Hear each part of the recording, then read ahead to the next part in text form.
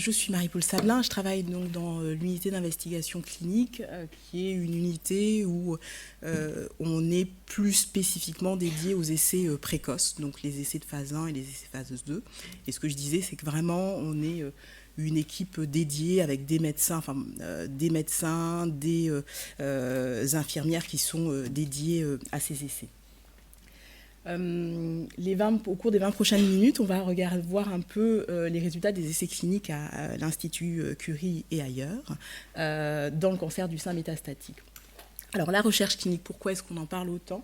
Tout d'abord, en étant à l'Institut Curie, ça fait un peu partie de notre ADN, vu qu'en tant que centre de lutte contre le cancer, ça fait partie de nos missions. On a la mission de soigner les patients, d'enseigner également, et la recherche fait partie de nos 3 missions. L'objectif aussi, il y avait dans le 3e plan cancer, un objectif clairement d'augmenter le nombre d'inclusions dans les essais thérapeutiques, avec un objectif de doubler par rapport au précédent plan cancer le nombre de patients inclus dans des essais. Pourquoi tout ça? Parce que, comme l'on a vu précédemment, ça permet d'accéder à l'innovation, avoir une prise en charge standardisée, parce que en recherche, on est quand même relativement, on suit des cadres, et puis lorsque les essais sont positifs, eh bien, ça permet de changer nos pratiques. Alors tout ça, c'est de la théorie, mais en pratique, est-ce que c'est vraiment vrai? Donc, quels ont été les résultats que l'on a eus ces dernières années?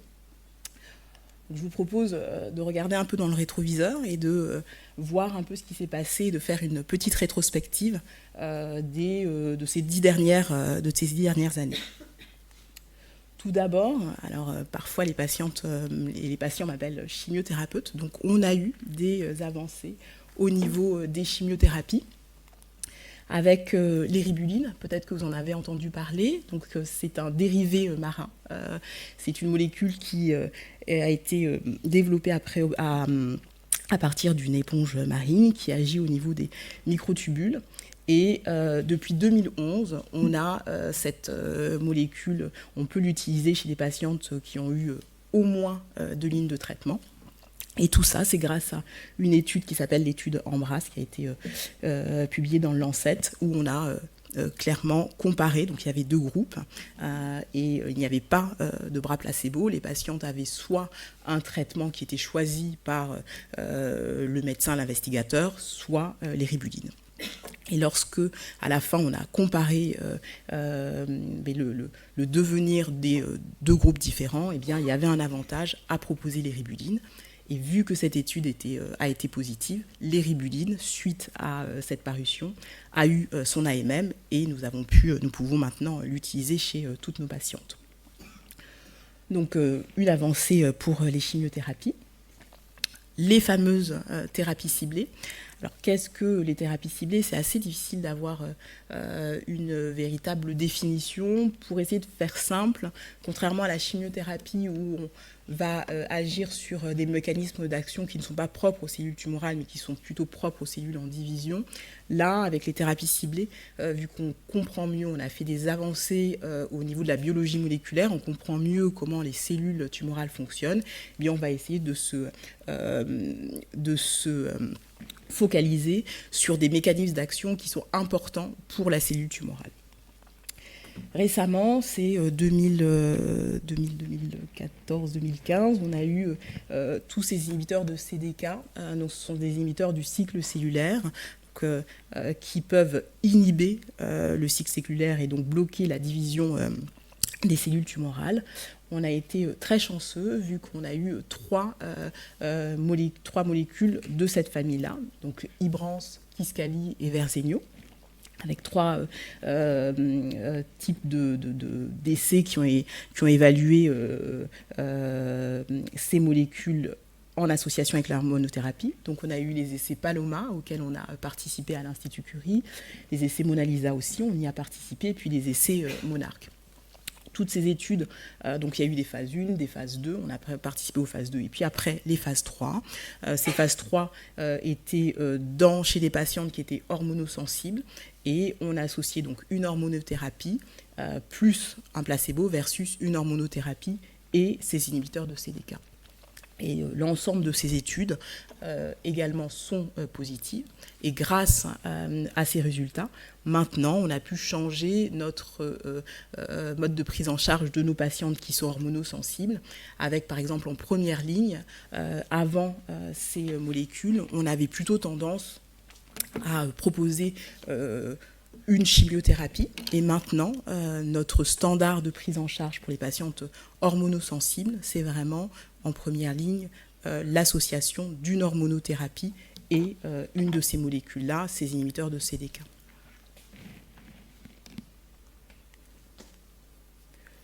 Autre thérapie ciblée importante et intéressante, c'est une voie qui s'appelle la voie PI4-3CA AKT-mTOR. Donc c'est une voie qui peut être altérée dans de nombreux cancers du sein. On a déjà, depuis plusieurs années, l'Afinitor, les Vérolimus, que l'on utilise en association avec l'hormonothérapie.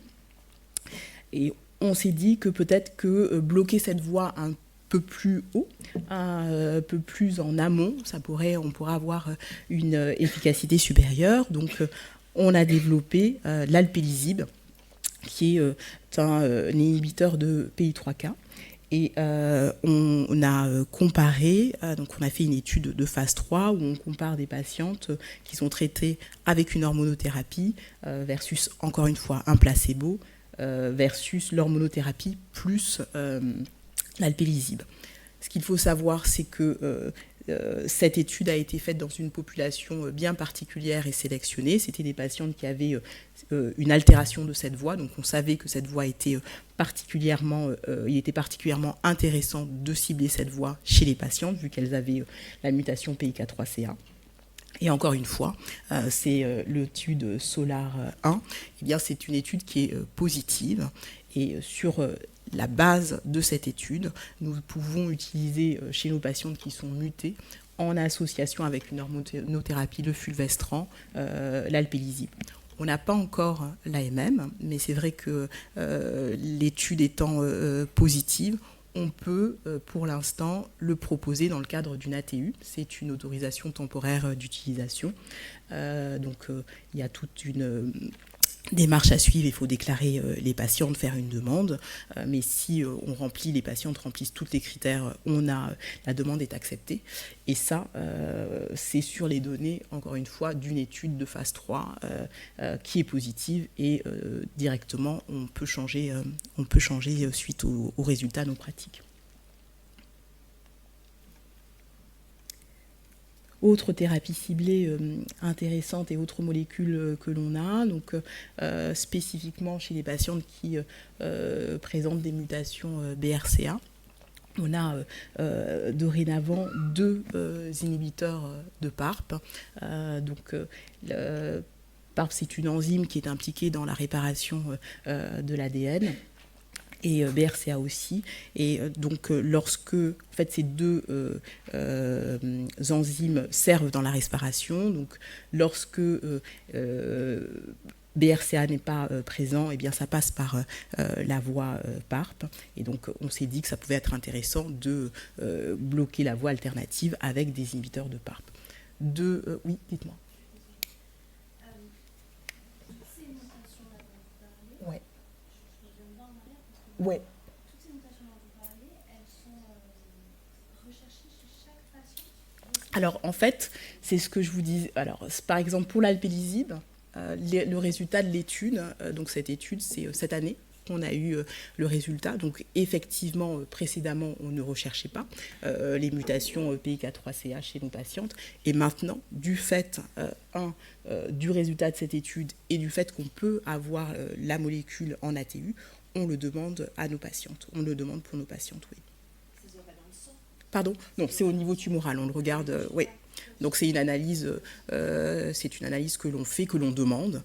Et c'est grâce aux résultats de cette étude qu'on demande à nos anapathes de faire cette recherche. Ils peuvent faire une recherche après qu'on ait retiré, par exemple, une métastase précédemment, 2 ou 3 ans après, faire une recherche? Oui, oui, oui, oui. Il faut qu'il y ait suffisamment de matériel et oui, ils peuvent faire la recherche sur du tissu archivé. Alors oui, tout ce qui est prélevé, toutes vos biopsies sont toutes conservées à l'Institut.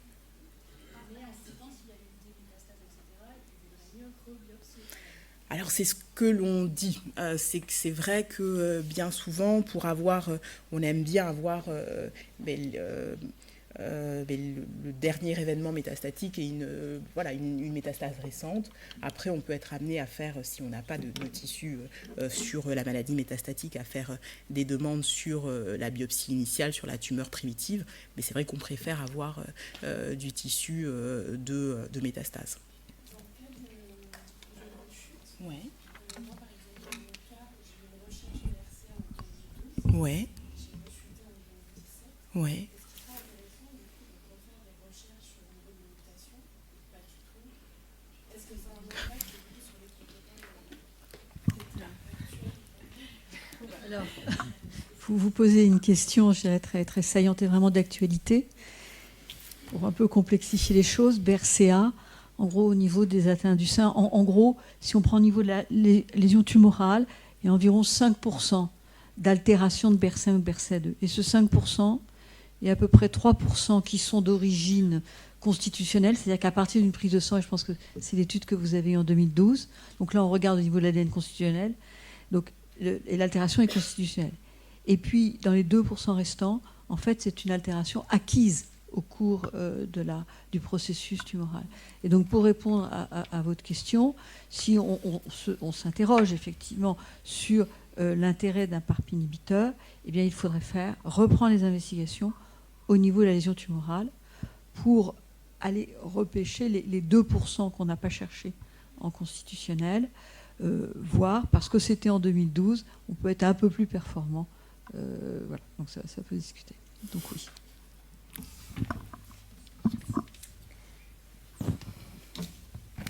Alors oui, ça... Entre les thérapies ciblées et les chimiothérapies, on a les anticorps drogue conjugués qui sont une nouvelle classe assez intéressante thérapeutique. Et on a le bel exemple, le premier anticorps drogue conjugué qui a été introduit dans le cancer du sein, c'était dans le cancer du sein HER2 avec le TDM1. Et en fait, le principe, c'est de lier un anticorps et une chimiothérapie. Et l'anticorps, là, va nous servir de guide. Donc ici, c'est un anticorps, c'est le trastuzumab, c'est un anticorps qui va reconnaître les cellules HER2, donc le récepteur HER2. L'anticorps va se lier donc aux cellules tumorales qui surexpriment HER2. Et ensuite, la molécule va être internalisée et la chimiothérapie qui est accrochée à l'anticorps va être libérée directement au sein de la cellule tumorale. Donc c'est vraiment un type de molécule qui est extrêmement intéressante. Donc on a eu plusieurs études qui étaient largement positives et depuis ces études-là, nous avons donc le TDM1 qui est une molécule majeure dans le cancer du sein HER2 à partir de la deuxième ligne.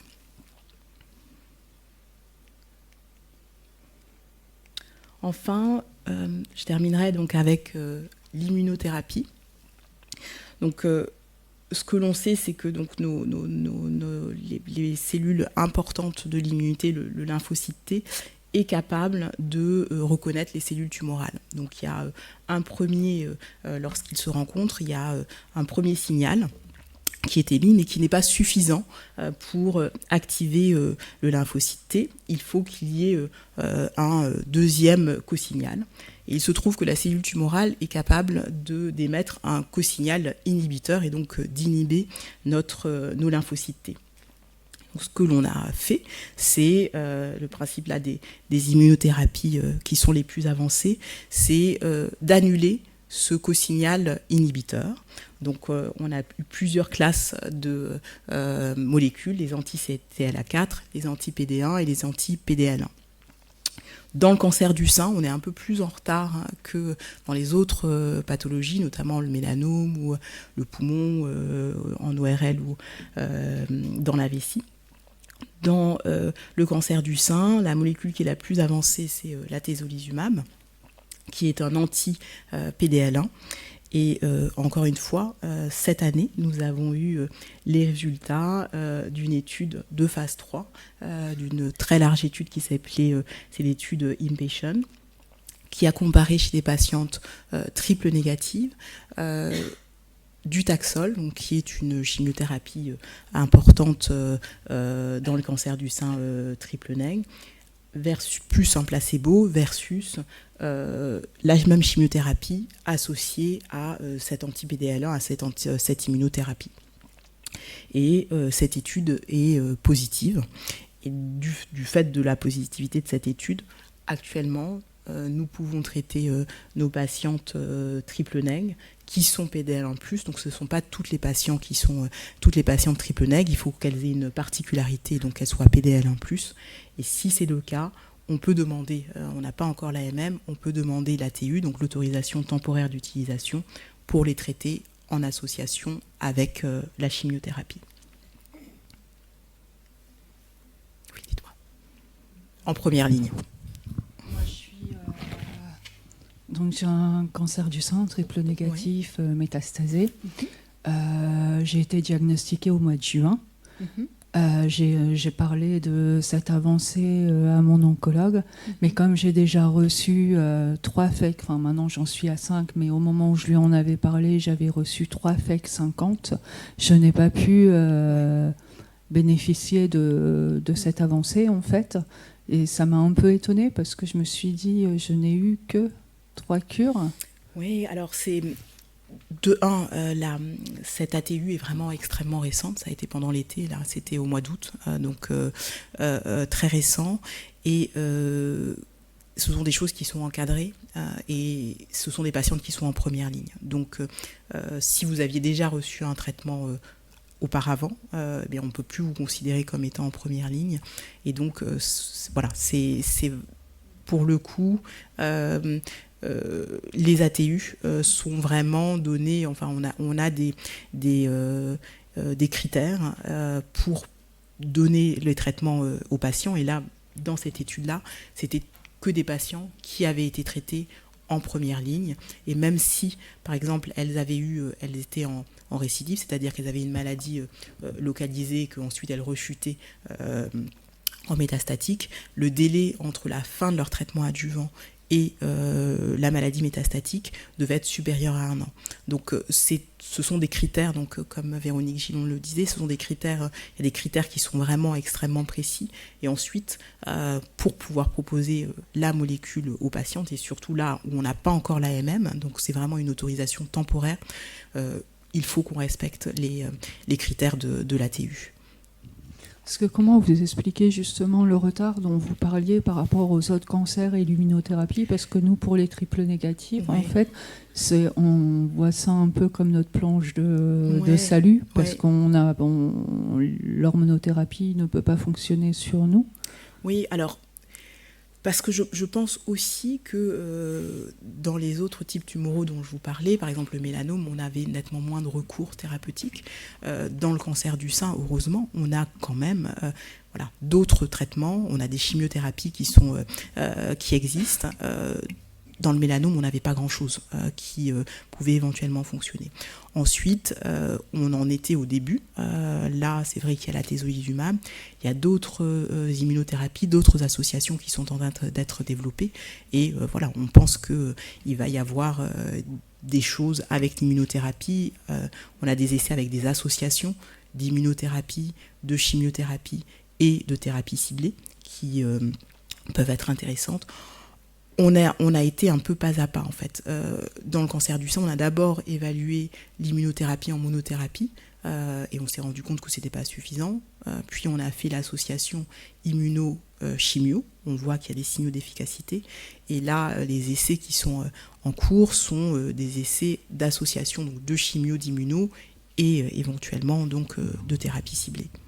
Actuellement, il y a une clinique en Allemagne qui reconnaît, enfin qui dispense en fait ce traitement en immunothérapie, qui fait un combiné vaccinothérapie, immunothérapie et chimiothérapie. Comment ça se fait justement? Tout à l'heure, on parlait un peu de l'Europe. Comment ça se fait que... Je vais donner la parole au professeur Jean-Yves Pirga, je crois. D'autres éléments de réponse. Marie-Paul l'a souligné, les avancées et les choses qui fonctionnaient. Je pense qu'il faut aussi parler de ce qui n'a pas fonctionné et que effectivement, ça peut sembler être en retard pour les tumeurs triples négatives, tout ce qu'on donne en immunothérapie, mais il y a quand même eu déjà d'autres essais qui ont été faits d'immunothérapie, diverses et en tout genre, les agents dont Marie-Paul vous a parlé, qui ont été faits à des phases plus avancées de la maladie, en 2e ligne, 3e ligne, etc. Et que jusqu'à présent, ces essais, en fait, ils ont été globalement négatifs, ils n'ont pas fonctionné. Donc on a essayé dans les tumeurs triples négatives. Ce pourquoi, effectivement, on met en avant ce résultat en première ligne dans des conditions très particulières, très strictes, vraiment, patients non traités auparavant, avec juste 40% des femmes qui sont concernées parce qu'il y a un marqueur très particulier où là, ça peut marcher, et encore, ça ne marche pas chez toutes. Il n'y a que dans ce cadre-là où enfin on voit une lueur d'espoir ou quelque chose. Et donc tout de suite, alors ça peut, à l'échelon d'un patient, j'entends bien que ça paraît trop tard, enfin, ça met du temps, mais alors qu'il n'y a pas encore une approbation complète, il n'y a pas du tout des histoires de remboursement, etc., il y a quand même un programme pour pouvoir accéder à ce médicament-là pour les quelques cas où ça pourra rendre service. Mais c'est pour ça qu'il faut faire attention, il y a à la fois de l'espoir, il y a des choses qui ont l'air de marcher, mais il y a eu aussi beaucoup d'échecs de vaccination, d'immunothérapie diverses et en tout genre. Donc, c'est pour ça qu'on peut proposer des choses. Les médicaments, ils sont là, mais ça ne veut pas forcément dire que ça va fonctionner. Et pour le moment, on n'a pas d'éléments pour dire que ça va fonctionner.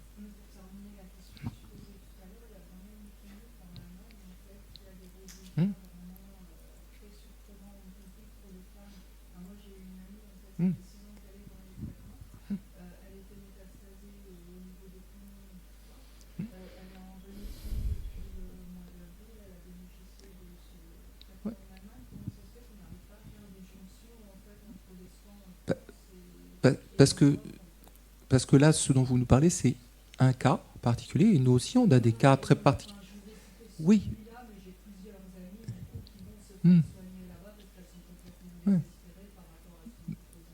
Mais si cette clinique avait effectivement quelque chose de radicalement différent et supérieur à ce qui peut se faire ailleurs, eh ben, il n'y a aucun problème pour qu'ils justement puissent présenter leurs résultats, les publier, etc., pour qu'il y ait justement une validation des choses. Parce que on ne peut pas effectivement se contenter juste de quelques cas particuliers où effectivement peut-être que c'est, n'est-ce pas, mais c'est pour ça qu'il y a besoin de toute cette rigueur d'une recherche clinique pour vraiment dire là effectivement ça fonctionne pour que les gens puissent y accéder. Tous les essais que je viens de présenter, ce sont des essais donc, où on a comparé déjà avec le traitement standard. Et ce sont des essais avec plus de 300 patients. Donc c'est important pour la communauté que les résultats puissent être publiés, puissent être partagés.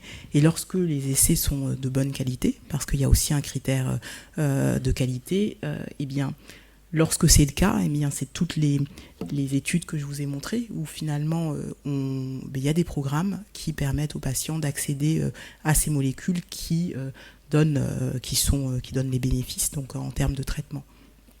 Mais il est important d'avoir des essais et un volume de patients suffisant pour pouvoir dire ben oui, c'est pertinent de pouvoir le proposer.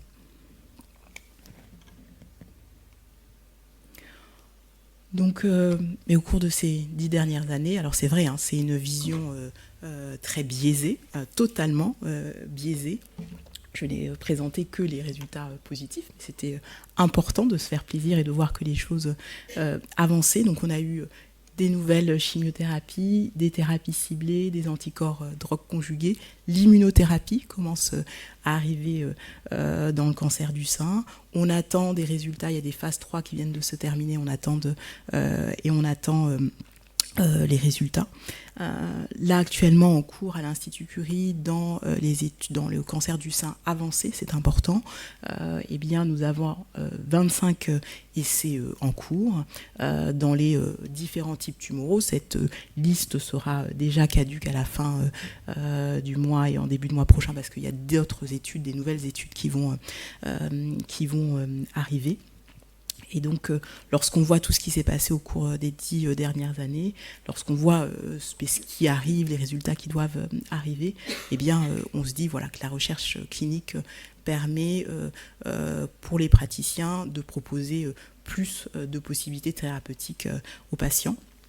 Et je profite de cet après-midi en tant qu'investigateur d'essais, pour remercier clairement les patientes, parce qu'on sait que la recherche, les études, c'est quand même beaucoup de contraintes, avec des calendriers, des choses à remplir. Enfin, voilà, on est parfois un tout petit peu psychorigide, et les patientes qui participent aux essais se plient à toutes ces contraintes.